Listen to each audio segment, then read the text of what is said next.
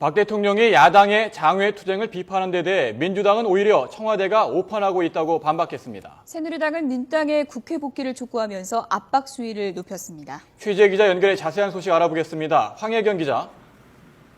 네, 국회에 나와 있습니다. 네, 박 대통령 발언에 대해서 민주당의 반발이 거세군요. 네, 그렇습니다. 민주당 김한길 대표는 오늘 오후 추석 귀성 인사를 위해 서울역을 찾은 자리에서 기자회견을 열고 박 대통령의 비판에 대해 반박했습니다. 김 대표는 박 대통령이 지금의 지지율에 도취해 오만과 독선을 고집한다면 지지율은 물거품처럼 꺼지고 말 것이라면서 계속 민주주의 회복을 거부할 경우 심각한 국민적 저항에 부딪힐 거라고 경고했습니다.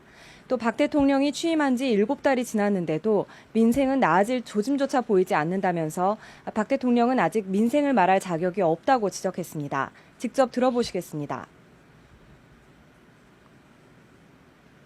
지금 민생이 힘겨운 것은 민주주의를 무시하고 민생에는 무능한 대통령의 책임이 가장 크다고 생각합니다. 야당 탓으로 책임을 떠넘기기에는 오늘의 민생이 너무나 고단하고 힘겹습니다. 또 브리핑에서 어제 회담을 통해 얻은 건 박 대통령의 불통뿐이라고 지적하고 앞으로 국민과 함께 더 강한 투쟁의 길로 나서겠다고 밝혔습니다.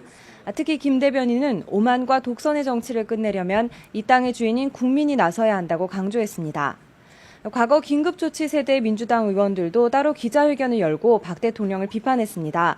노영민 의원 등 의원 20여 명은 박정희 정권의 환생을 다시 보는 듯해 소름이 끼친다면서 긴급조치 시절 마지막 승리의 순간까지 싸웠듯이 민주주의를 위해 싸우겠다고 말했습니다.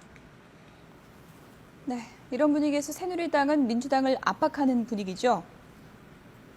네, 그렇습니다. 새누리당도 오전 황우여 대표 주재로 긴급 최고위원회의를 열고 야당의 장외투쟁이 격화될 가능성 등에 대비한 돌파구를 모색했습니다. 이 자리에서 황 대표는 야당을 존중하고 국정을 함께 논의하기를 바라는데 손을 계속 뿌리친다면 국민에게 어떻게 설명해야 할지 말문이 막힌다면서 신속히 국회를 열어 민생과 국정을 논의하자고 촉구했습니다. 직접 들어보시겠습니다.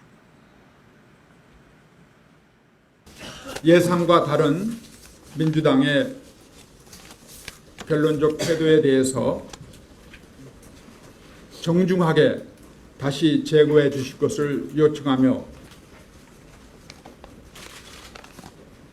국회를 곧 열어서 산적한 민생과 또 국정을 여야가 함께 네, 최경환 원내대표도 민주당이 민주주의의 위기를 언급하며 장외투쟁을 지속하기로 한 데 대해 민주주의의 위기가 아닌 국회의 위기라고 지적하면서 특히 야당 대표가 대통령 앞에서 할 말을 다 하고 사과까지 요구하는 상황에서 민주주의가 위기라고 하는 건 말이 안 된다고 강조했습니다.